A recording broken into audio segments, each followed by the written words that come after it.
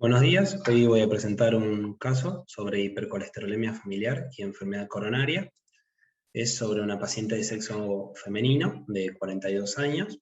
Como factores de riesgo cardiovascular, tenía un padre que tuvo un infarto agudo de miocardio a los 20 años, y tanto él como nuestra paciente fueron diagnosticados con hipercolesterolemia familiar. En el caso de ella, en los años 90, durante su adolescencia, cuando inicia tratamientos con estatinas.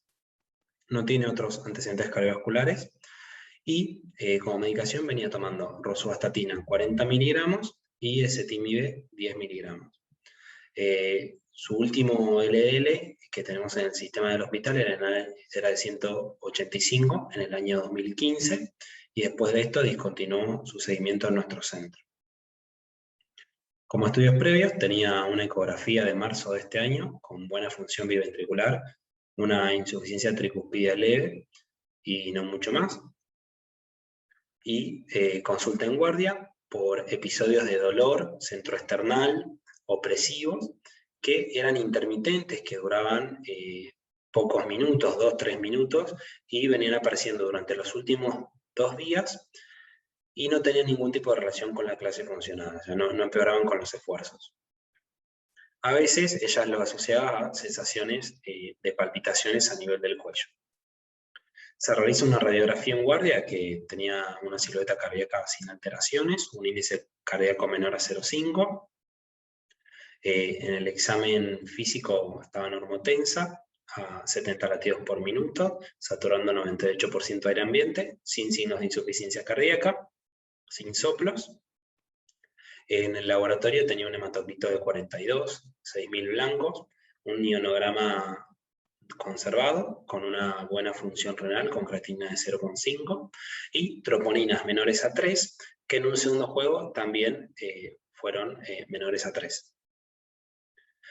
El perfil lipídico tenía un colesterol total de 260, con un LDL de 164 y un HDL de 60, y 70 de triglicéridos, y un electrocardiograma de ingreso en el cual se observa un ritmo sinusal a más o menos 60 latidos por minuto, con PR de 0,18, un QRS angosto, buena pervisión de R en precordiales, sin ningún signo de isquemia aguda.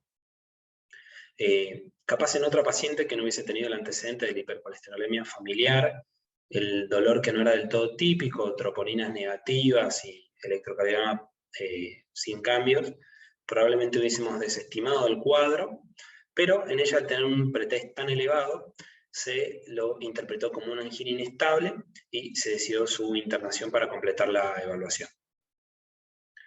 Se realiza en un primer lugar una ecografía que tenía buena función biventricular, sin regionalidad y sin valvulopatías de relevancia, y se opta por continuar directamente con una cinecoronariografía, en la cual se observa enfermedad de múltiples vasos. Tenía un tronco con una lesión del 50%, con dampeo de presiones en el procedimiento. Tenía una circunfleja con una lesión significativa y también con lesiones significativas a niveles distales de un ramo posterolateral y de un ramo AB de la misma. Tenía lesión significativa en la descendente anterior en tercio medio, y una coronaria derecha muy enferma con lesiones significativas proximales, medias y distales. Por todo esto se opta por realizar un tratamiento quirúrgico para resolver su enfermedad coronaria. En cuanto a su enfermedad de base, ¿qué es lo que conocemos? Bueno, la hipercolesterolemia familiar es una enfermedad hereditaria, autosómica dominante, que se caracteriza por un elevado colesterol en sangre a edad temprana. Si bien contamos con marcadores genéticos para su diagnóstico, estos suelen ser caros y de difícil accesibilidad.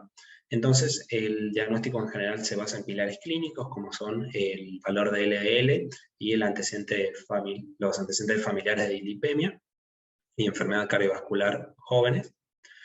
Y obviamente todo esto lleva a enfermedad cardiovascular prematura, ¿sí?, en los hombres menores de 55 años y en las mujeres antes de los 65 años. Su diagnóstico en general se hace a partir de scores, El que usamos en nuestro centro es el score de Batch, que se basa en la historia familiar, en la historia personal, en el examen físico y en los valores de triglicéridos en ayunas, perdón, los valores de LDL en ayunas.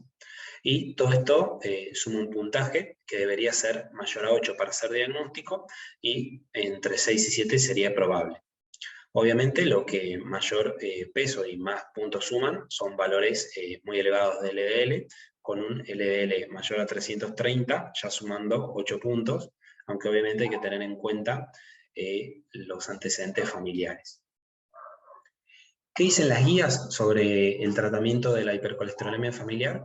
Bueno, la guía del manejo de dislipemias del 2019 de la Sociedad Europea de Cardiología lo que nos dice es que todos los pacientes que tienen HF son ya de alto riesgo, aunque incluso si no tienen ningún otro factor de riesgo, y deberían tener un objetivo de LDL menor a 70.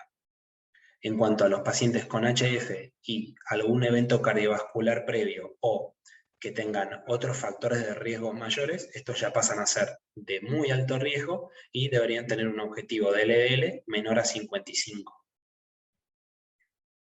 En cuanto al tratamiento en sí, bueno, la parte y los escalones iniciales no varían demasiado de la población con dislipemia en general, que consiste principalmente en titular estatinas hasta lograr la meta de LDL. Si esto no funciona, se agrega ezetimibe, que es en el escalón en el cual se encontraba nuestra paciente, y donde difiere un poco más es en el uso de los inhibidores de la PCSK9. Estos en la población general están indicados solo en pacientes en prevención secundaria de muy alto riesgo que no logran la meta de LDL. Sin embargo, en la hipercolesterolemia familiar se podrían utilizar en prevención primaria en aquellos pacientes que tengan algún otro factor de riesgo agregado. Nuestra paciente, si bien tenía HF, no tenía otros factores de riesgo cardiovascular agregados, pero tampoco se había buscado demasiado. Por ejemplo, no tenía ningún Doppler vascular, como buscando enfermedad vascular periférica, que por ahí podrían haber sumado un poco más de puntaje como para que entre en esta indicación ya de los PCSK9. Bueno, ¿cómo concluye nuestro caso? Se realiza una cirugía de revascularización miocárdica por 3.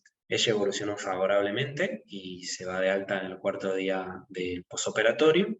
Y bueno, se inician los trámites para la autorización de la obra social de los inhibidores de PCSK9, que ya en este momento en prevención secundaria y en una paciente con hipercolesterolemia familiar, que ya con tratamiento máximo no ha logrado valores de LDL deseados, porque en el ingreso tenía más de 150, tiene una indicación muy fuerte de tenerlos.